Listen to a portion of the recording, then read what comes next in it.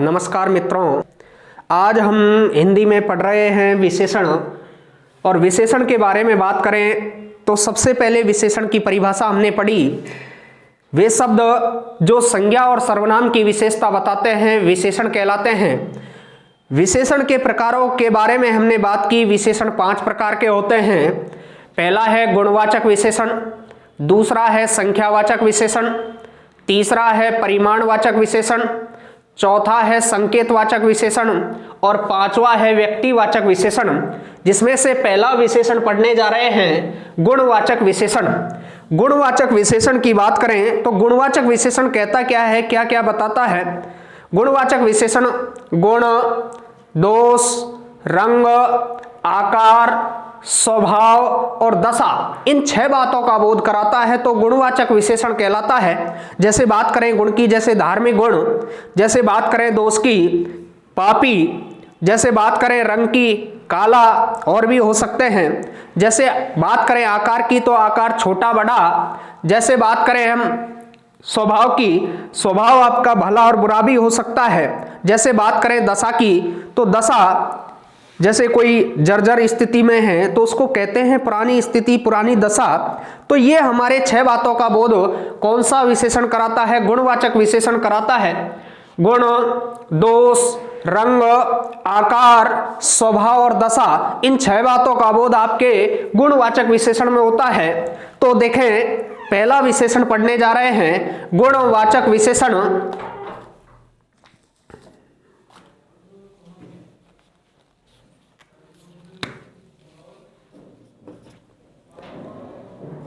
गुण, गुण के साथ दोष, दोष के बाद रंग, रंग के बाद आकार, आकार के बाद स्वभाव और स्वभाव के बाद दशा, इन 6 बातों का बोध गुणवाचक विशेषण से होता है। जैसे गुण की बात करें, धार्मिक गुण,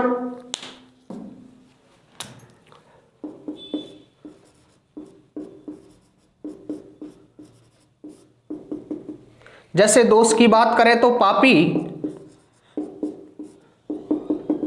जैसे रंग की बात करें तो काला, और भी कई रंग हैं। आकार की बात करें तो छोटा बड़ा,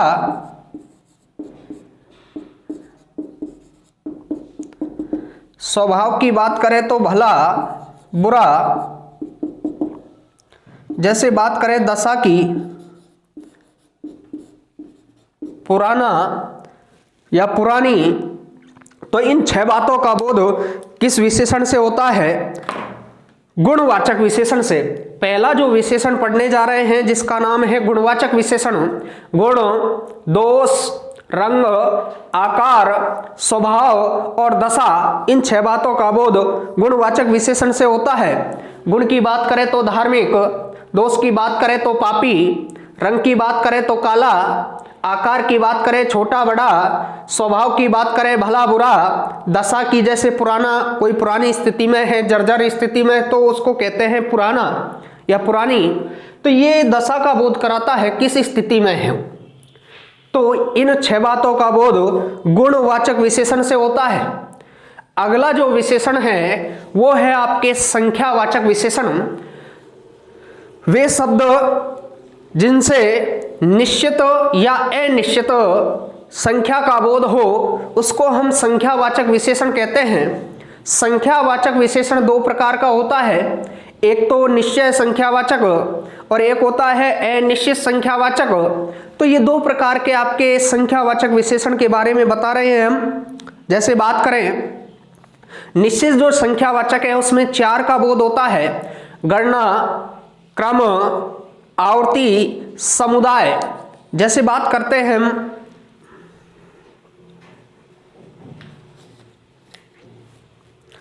दूसरा जो विशेषण है वो है आपके संख्यावाचक विशेषण।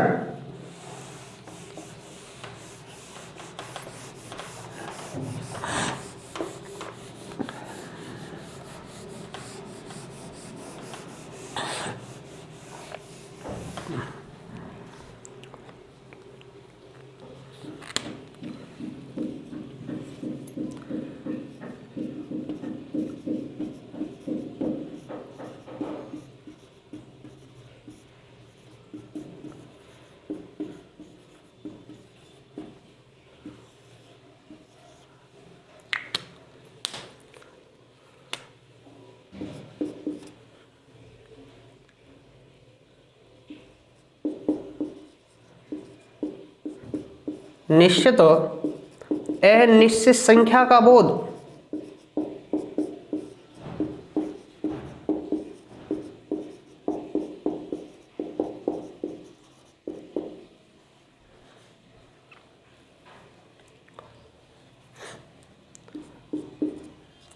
प्रकार की बात करें तो दो प्रकार हैं संख्यावाचक विशेषण के।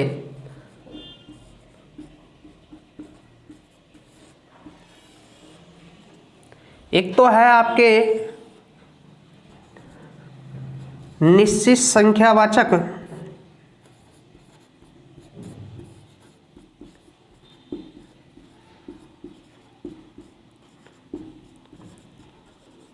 और दूसरा है आपके अनिश्चित संख्यावाचक।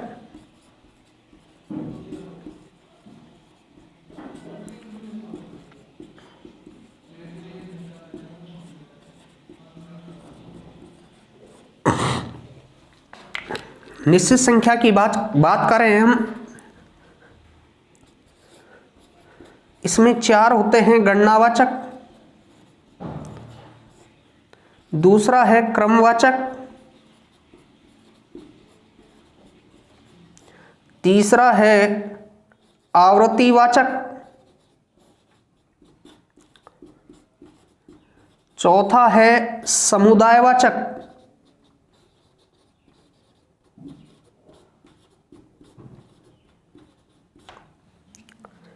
जैसे गणना की बात करें तो गणना कैसे की जाती है, 1 2 3। जैसे बात करें क्रम में जब बैठे रहते हैं तो कैसे गिना जाता है, पहला, दूसरा, तीसरा, चौथा, पांचवा। जैसे आवर्ती की बात करें तो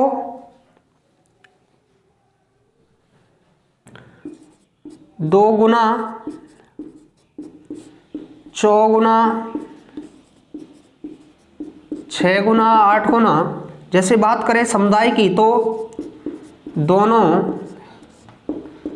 तीनों, चारों। जैसे बात करें अनिश्चित संख्यावाचक, जिनको गिना जा सके वो तो निश्चित संख्यावाचक, जिनको गिना नहीं जा सके, जिनको हम बता नहीं सके, वो कहलाता है अनिश्चित संख्यावाचक। जैसे बात करें निश्चित संख्यावाचक को 4 भागों में बांटा गया, गणनावाचक के रूप में, क्रमवाचक के रूप में, आवर्तीवाचक के रूप में और समुदायवाचक के रूप में।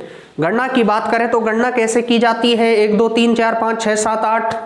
जैसे बात करें हम क्रम की तो क्रम में जब बैठे रहते हैं तो कैसे गिना जाता है, पहला, दूसरा, तीसरा, चौथा, पांचवा। आवर्ती की बात करें तो 2 गुना, 4 गुना, 6 गुना, 8 गुना, 10 गुना। और बात करें समुदाय की तो दोनों, तीनों, चारों, पांचों के रूप में गिना जाता है। उसी प्रकार बात करें अनिश्चित संख्यावाचक की, कई, कुछ, सब, बहुत, थोड़े, इन 5 शब्दों का प्रयोग किसमें किया जाता है, अनिश्चित संख्यावाचक में।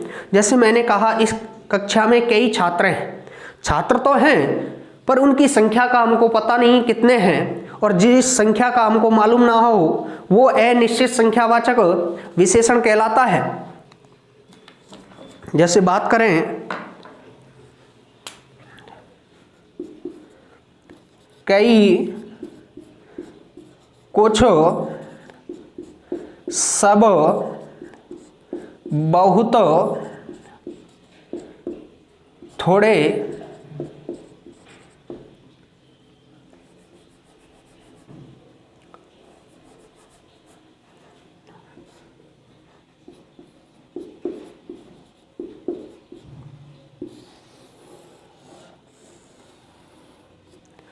देखिए यहाँ पर विशेषण का जो दूसरा प्रकार पढ़ा हमने वो है आपके संख्यावाचक विशेषण। वे शब्द जिनसे निश्चित संख्या और अनिश्चित संख्या का बोध हो तो संख्यावाचक विशेषण कहलाता है। जैसे बात करें संख्यावाचक विशेषण 2 प्रकार का होता है, निश्चित संख्यावाचक और अनिश्चित संख्यावाचक। निश्चित संख्यावाचक को 4 भागों में बांटा जाता है, गणनावाचक, क्रमवाचक, आवर्तीवाचक और समुदायवाचक के रूप में। जैसे गणना की बात करें तो 1 2 3 4 5 6, क्रम में जब बैठे रहे तो कैसे गिनते हैं, पहला, दूसरा, तीसरा, चौथा, पांचवा। आवर्ती की बात करें तो 2 गुना, 4 गुना, 6 गुना, 8 गुना, 10 गुना। और समुदाय की बात करें तो समुदाय एक से नहीं बनता, समूह 2, 3, 4, 5 से बनता है। उसी प्रकार दूसरा जो प्रकार है वो है अनिश्चित संख्यावाचक। जिस संख्या का हमको मालूम ना हो वो कहलाता है अनिश्चित संख्यावाचक। अनिश्चित संख्यावाचक के लिए 5 शब्दों का प्रयोग किया हमने यहाँ पर। कई, कुछ, सब, बहुत, थोड़े, इन शब्दों का प्रयोग अनिश्चित के लिए किया जाता है। तो बात करें आगे की, अगला जो विशेषण है वो है आपके परिमाणवाचक विशेषण। और परिमाण और परिणाम, परिणाम का अर्थ होता है नतीजा, जबकि परिमाण का अर्थ होता है मात्रा, नाप और तोल। जो पदार्थ की मात्रा, नाप और तोल का बोध कराए वो परिमाणवाचक विशेषण कहलाता है।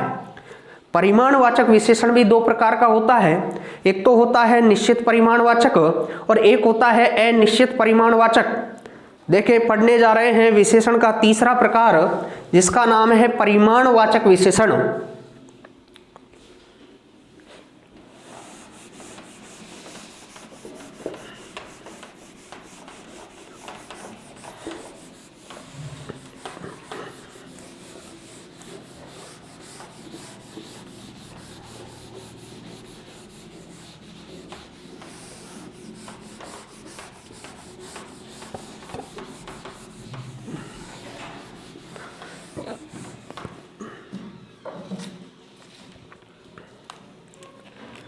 तीसरा जो प्रकार है विशेषण का उसका नाम है परिमाणवाचक विशेषण।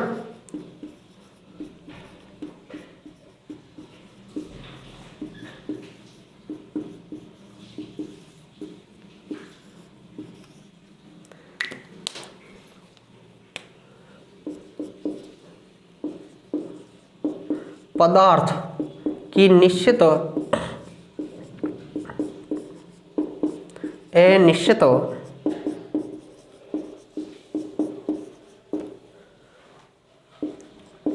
मात्रा, नाप, तोल का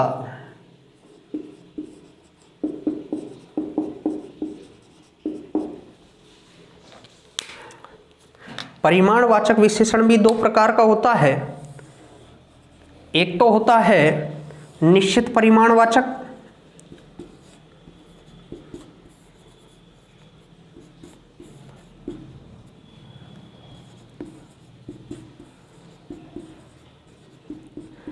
और एक होता है अनिश्चित परिमाणवाचक।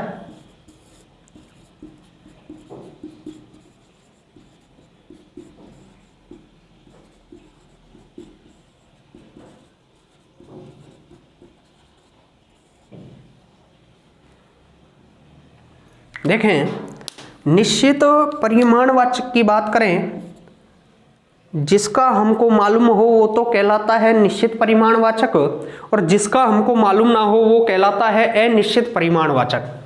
जैसे बात करें हम निश्चित परिमाणवाचक की, जैसे बात किया हमने मात्रा की बात करें, जैसे मैंने कहा 7 लीटर, कितना लीटर, 7 लीटर। जैसे नाप की बात करें 5 मीटर। जैसे बात करें हम तोल की 4 केजी, कितना है, 7 लीटर हमको मालूम है। जैसे मैंने कहा कितना है, 5 मीटर मालूम है। जैसे मैंने कहा 4 केजी, 4 किलो, तो क्या मालूम है। और जब मालूम है मात्रा, नाप और तोल, तो कौन सा परिमाणवाचक, निश्चित परिमाणवाचक कहलाता है। जैसे बात करें अनिश्चित के लिए कुछ शब्दों का प्रयोग किया जाता है, जैसे थोड़ा, बहुत, कम, ज्यादा, जरा सा, सब। इन शब्दों का प्रयोग अनिश्चित के लिए किया जाता है।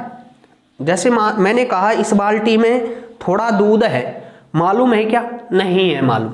जब मालूम ही नहीं है मात्रा के बारे में तो कौन सा कहलाता है? अनिश्चित परिमाणवाचक विशेषण। देखें, परिमाणवाचक विशेषण पदार्थ की निश्चित और अनिश्चित मात्रा, नाप और तोल का बोध कराता है। परिमाणवाचक विशेषण भी दो प्रकार का होता है, एक तो निश्चित परिमाणवाचक और एक अनिश्चित परिमाणवाचक। निश्चित में जिसका हमको मालूम हो, पदार्थ की मात्रा, नाप और तोल का यदि हमको मालूम है तो निश्चित कहलाता है, और पदार्थ की मात्रा, नाप और तोल का हमको यदि मालूम नहीं है तो अनिश्चित परिमाणवाचक कहलाता है। जैसे बात करें हम 7 लीटर, कितना लीटर है? 7 लीटर हमको मालूम है। जैसे 5 मीटर हमको मालूम है, जैसे 4 किलो मालूम है, और मालूम है तो निश्चित परिमाणवाचक कहलाता है। जैसे हमको मालूम ही नहीं हो, जैसे थोड़ा, कम, ज्यादा, जरा सा, सब, बहुत, इन शब्दों का प्रयोग अनिश्चित के लिए किया जाता है तो अनिश्चितवाचक परिमाणवाचक विशेषण कहलाता है। तो देखें यहां पर पहला जो प्रकार पढ़ा था हमने विशेषण का वो था आपके गुणवाचक विशेषण। दूसरा जो प्रकार पढ़ा था हमने पढ़ा था संख्यावाचक विशेषण। तीसरा जो प्रकार हमने पढ़ा वो है आपके परिमाणवाचक विशेषण। चौथा जो प्रकार पढ़ने जा रहे हैं उसका नाम है संकेतवाचक, और संकेतवाचक को एक नाम और दिया गया सार्वनामिक विशेषण। सार्वनामिक कई बार एग्जाम में संकेतवाचक ने देकर सार्वनामिक विशेषण दे देता है, तो ध्यान रहे संकेतवाचक का ही दूसरा नाम सार्वनामिक विशेषण है। वे शब्द जिनसे अन्य संज्ञा या सर्वनाम की विशेषता बताई जाए उसको हम संकेतवाचक विशेषण कहते हैं, सार्वनामिक विशेषण कहते हैं। देखें आगे, चौथा जो प्रकार पढ़ने जा रहे हैं संकेतवाचक विशेषण, जिसका दूसरा नाम है सार्वनामिक विशेषण।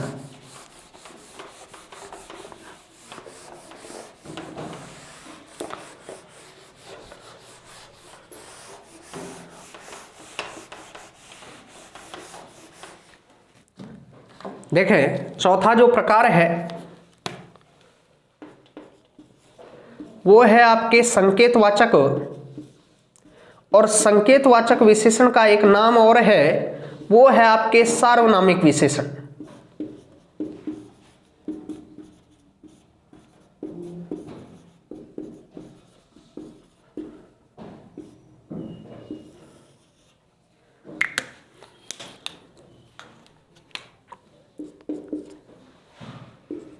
वे शब्द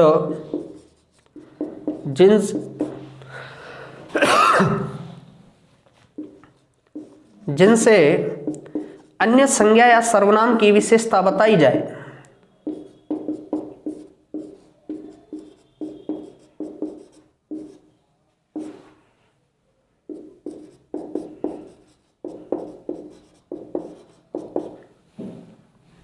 जैसे बात करें हम उदाहरण के रूप में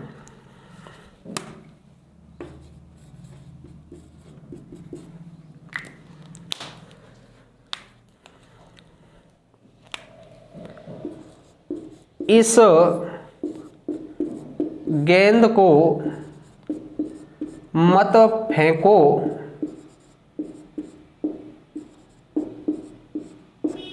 तो यहां पर देखो गेंद क्या है? संज्ञा, और इस संज्ञा की विशेषता कौन बता रहा है? इस जो शब्द है वो आपके कौन सा विशेषण है? संकेतवाचक। किसकी ओर इशारा कर रहा है? किसकी ओर संकेत किया जा रहा है? गेंद की ओर। जैसे मैंने कहा उस पुस्तक को पढ़ो, तो जो एक इशारा है वो किसकी ओर हो रहा है? पुस्तक की ओर।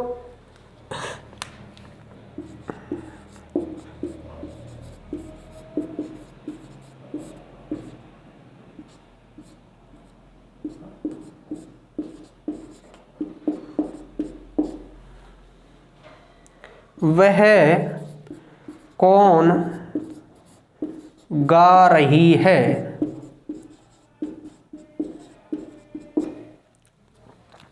यहां पर देखें, वे शब्द जिनसे अनुसंज्ञा सर्वनाम की विशेषता बताई जाए या संज्ञा और सर्वनाम की ओर इशारा किया जाए तो उसको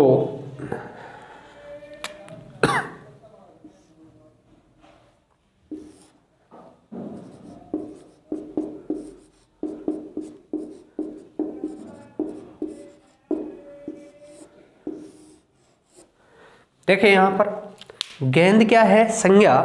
पुस्तक क्या है? संज्ञा। कौन क्या है? सर्वनाम। तो संज्ञा और सर्वनाम की ओर इशारा किया जाए या संकेत किया जाए, उसको हम संकेतवाचक, या संज्ञा सर्वनाम की विशेषता बताई जाए।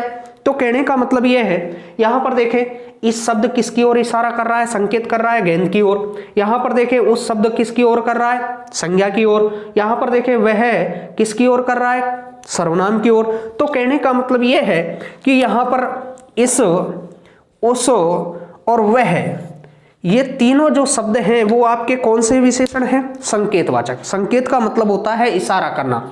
वे शब्द जो संज्ञा या सर्वनाम की ओर इशारा करे या संकेत करे उनको संकेतवाचक विशेषण। वे शब्द जिनसे अन्य संज्ञा सर्वनाम की विशेषता बताई जाए, तो इशारा किया जाए या संकेत किया जाए, विशेषता बताई जाए।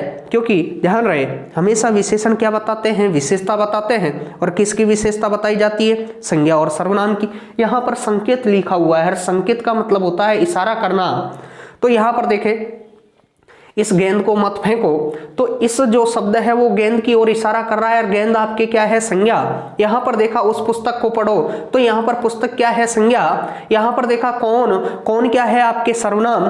तो इस, उस और वह किसकी ओर इशारा कर रहे हैं? किसकी ओर संकेत कर रहे हैं? संज्ञा और सर्वनाम की ओर। तो वे शब्द जो संज्ञा और सर्वनाम की ओर इशारा करे या संकेत करे, उसको हम कौन सा विशेषण कहते हैं? संकेतवाचक या सार्वनामिक विशेषण कहते हैं। तो यहां पर हमने देखा कि इस, उस और वह, ये तीनों शब्द कौन से विशेषण हैं? संकेतवाचक या सार्वनामिक विशेषण हैं।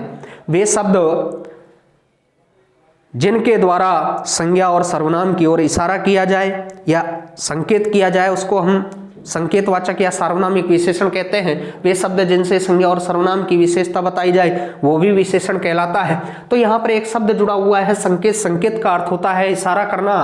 किसकी ओर इशारा करना? संज्ञा और सर्वनाम की ओर इशारा करना। तो आपके संकेतवाचक विशेषण कहलाता है। तो ये ध्यान रहना चाहिए।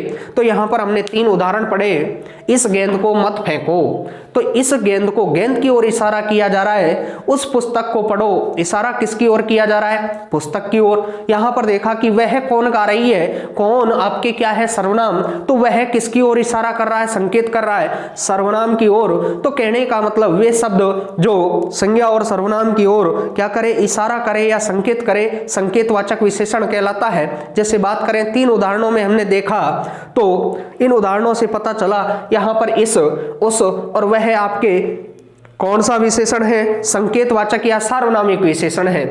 तो बात करें अगला जो प्रकार है विशेषण का, वो है आपके व्यक्तिवाचक। तो व्यक्तिवाचक आपके एक टॉपिक में और पढ़ा था हमने, व्यक्तिवाचक संज्ञा पढ़ी थी।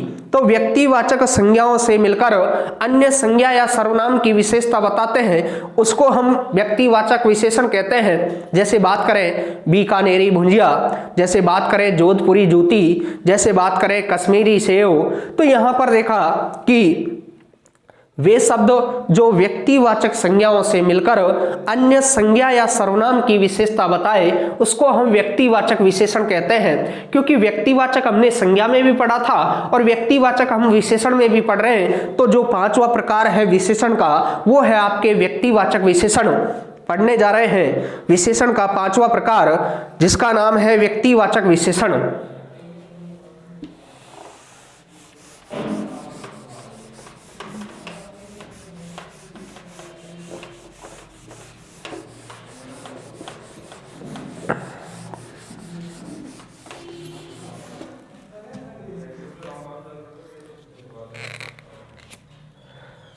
देखें 5वां प्रकार है विशेषण का, जिसका नाम है व्यक्तिवाचक विशेषण।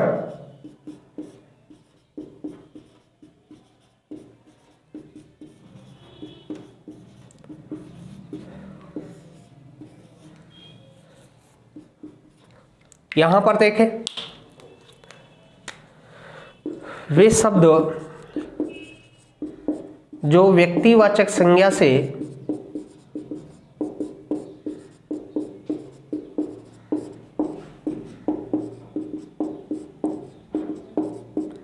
मिलकर अन्य संज्ञा या सर्वनाम की विशेषता बताए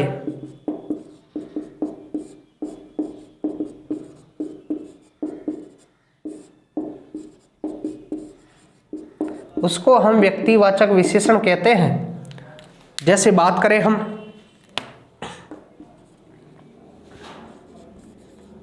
उदाहरण की, पहला है आपके जोधपुरी जूती,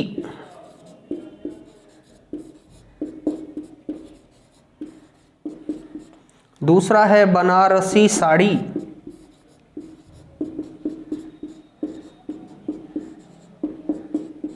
तीसरा है कश्मीरी सेव,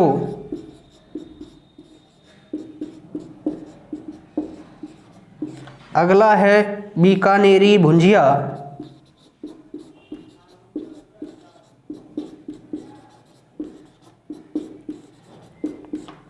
तो यहां पर देखें जोधपुर से बना है जोधपुरी, बनारस से बना है बनारसी, कश्मीर से बना है कश्मीरी, यहां पर देखें बीकानेर से बना है बीकानेरी। तो यहां पर देखें जूती, यहां साड़ी, यहां सेव और यहां पर भुंजिया। मैंने बताया था यदि किसी से पहले यदि नाम जुड़ता है तो संज्ञा कौन सी होती है? व्यक्तिवाचक। तो यहां पर वे शब्द जो व्यक्तिवाचक संज्ञा से मिलकर अन्य संज्ञा या सर्वनाम की विशेषता बताएं, जैसे जोधपुर से बना जोधपुरी, बनारस से बनारसी, कश्मीर से कश्मीरी, बीकानेर से बीकानेरी। तो यहां पर जूती आपके, साड़ी, सेव, भुंजिया, ये सभी हैं जो यहाँ पर ये जो स्थान का नाम है, जोधपुर स्थान का नाम, बनारस स्थान का नाम, कश्मीर स्थान का नाम, बीकानेर स्थान का नाम, इनमें प्रत्यय जुड़ा और प्रत्यय है ई प्रत्यय, और ई प्रत्यय जुड़ने पर जोधपुरी बना, बनारसी बना, कश्मीरी बना, बीकानेरी बना। और किसकी विशेषता बताई जा रही है? जूती कैसी है? जोधपुरी, साड़ी कैसी है? बनारसी, सेव कैसा है? कश्मीरी, भुंजिया कैसी है? बीकानेरी। तो यहाँ पर कौन सा विशेषण होगा? व्यक्तिवाचक विशेषण। वे शब्द जो व्यक्तिवाचक संज्ञा से मिलकर अन्य संज्ञा या सर्वनाम की विशेषता बताते हैं उसको हम व्यक्तिवाचक विशेषण कहते हैं। कई बार एग्जाम में आता है कि विशेषण कितने होते हैं, तो आपको उत्तर देना है विशेषण 5 होते हैं। गलती से कई बच्चे उत्तर में 4 करके आते हैं, पर जो आपके हमेशा ध्यान रहे एग्जाम में मान्य जो होता है वो आपके एनसीईआरटी की बुक, माध्यमिक शिक्षा बोर्ड की जो बुकें हैं वो ही मान्य होती है, न कि किसी भी गाइड को माना जाता है। तो जो आपत्ति है आप आपके एनसीईआरटी माध्यमिक शिक्षा बोर्ड की जो बुकें हैं उनके आधार पर आप आपत्ति दर्ज करा सकते हैं। तो ध्यान रहे कि विशेषण हमेशा कितने होते हैं? 5 होते हैं, न कि 4 होते हैं, इसका विशेष ध्यान रहे। तो यहां पर देखें अभी हमने जो टॉपिक पढ़ा है वो पढ़ा है विशेषण। विशेषण वे शब्द जो संज्ञा और सर्वनाम की विशेषता बताते हैं उसको हम विशेषण कहते हैं। और विशेषण 5 प्रकार, पहला है गुणवाचक, दूसरा है संख्यावाचक, तीसरा है परिमाणवाचक, चौथा है संकेतवाचक और 5वां है व्यक्तिवाचक। इस प्रकार हमने 5 विशेषणों को पढ़ा। और विशेषण से जब आगे बढ़ते हैं तो अगला जो टॉपिक आता है वो है आपके क्रिया। ध्यान रहे वे शब्द जिनसे किसी कार्य का करना या होना पाया जाए क्रिया कहलाती है। बात करें क्रिया को कितने भागों में बांटा गया? क्रिया को 3 भागों में बांटा गया। एक तो कर्म के आधार पर, एक काल के आधार पर और एक प्रयोग व संरचना के आधार पर। कर्म के आधार पर जो क्रिया है 2 प्रकार की होती है, एक होती है सकर्मक और एक होती है अकर्मक। काल के आधार पर जो क्रिया है वो 3 प्रकार बताए गए, एक होती है वर्तमानकालिक क्रिया, एक होती है भूतकालिक क्रिया और एक होती है भविष्यकालिक क्रिया। उसी प्रकार प्रयोग व संरचना के आधार पर क्रिया को 8 भागों में बांटा गया। पहला नाम है सामान्य क्रिया, दूसरा नाम है संयुक्त क्रिया, तीसरा नाम है प्रेरणार्थक क्रिया, चौथा नाम है पूर्वकालिक क्रिया, 5वां है नाम धातु क्रिया, छठा है कृदंत क्रिया, सातवां है सजातीय क्रिया और आठवां है सहायक क्रिया। तो अगला जो टॉपिक है वो पढ़ने जा रहे हैं क्रिया। वे शब्द जिनसे किसी कार्य का करना या होना पाया जाए क्रिया कहलाती है।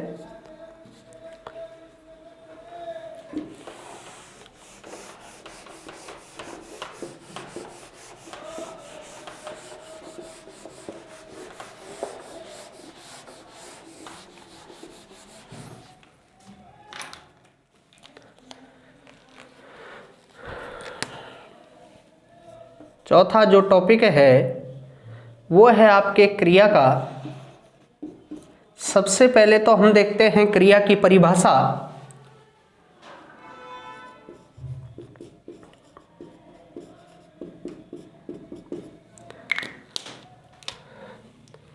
वे शब्द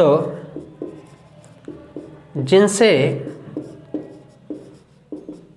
किसी कार्य का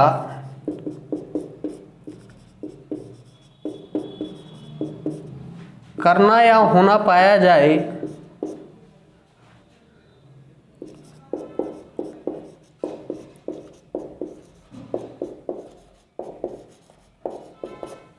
क्रिया कहलाती है।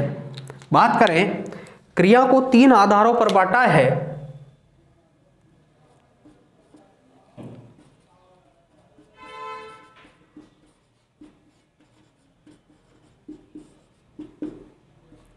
वो है आपके तीन आधार। पहला जो आधार है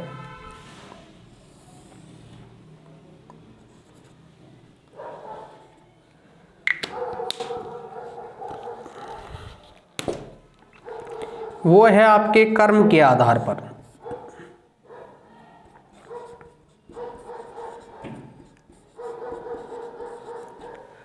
दूसरा है आपके काल के आधार पर।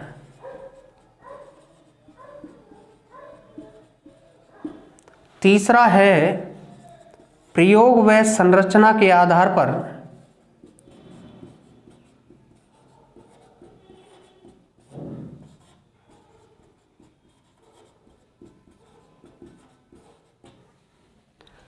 बात करें कर्म के आधार पर जो क्रिया है उसको दो भागों में बांटा जाता है। उसी प्रकार काल के आधार पर क्रिया को तीन भागों में बांटा जाता है और प्रयोग व संरचना के आधार पर क्रिया को 8 भागों में बांटा जाता है। जैसे बात करें, पढ़ रहे हैं हम क्रिया। वे शब्द जिनसे किसी कार्य का करना या होना पाया जाए क्रिया कहलाती है। क्रिया को तीन आधारों पर, तीन प्रकारों पर बांटा गया। जैसे बात करें, पहला जो आधार है वो है कर्म, दूसरा जो आधार है वो है काल और तीसरा जो आधार है वो है प्रयोग व संरचना। कर्म के आधार पर क्रिया के दो प्रकार हैं।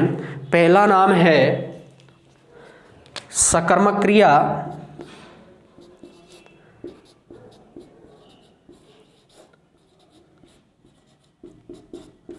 और दूसरा जो आधार है वो है आपके अकर्मक क्रिया।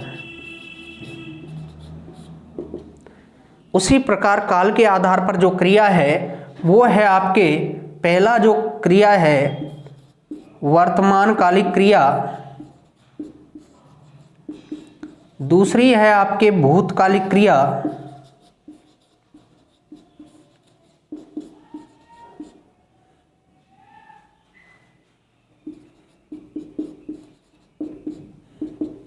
तीसरी है आपके भविष्यकालिक क्रिया।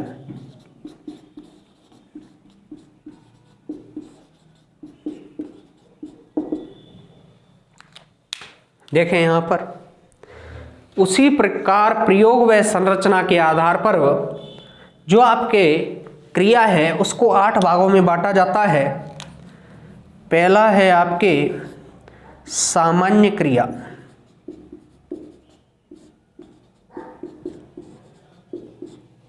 दूसरा है आपके संयुक्त क्रिया, तीसरा है आपके प्रेरणार्थक क्रिया, चौथा है आपके पूर्वकालिक क्रिया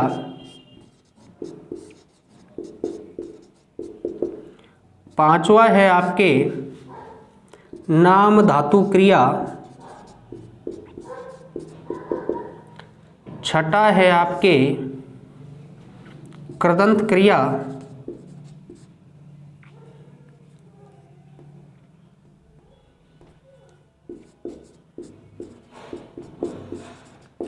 सातवां है आपके सजातीय क्रिया और आठवां है आपके सहायक क्रिया।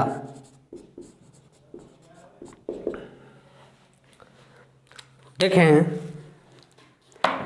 अभी जो हम पढ़ रहे हैं वो विशेषण से अगला जो टॉपिक है क्रिया का लिया हमने।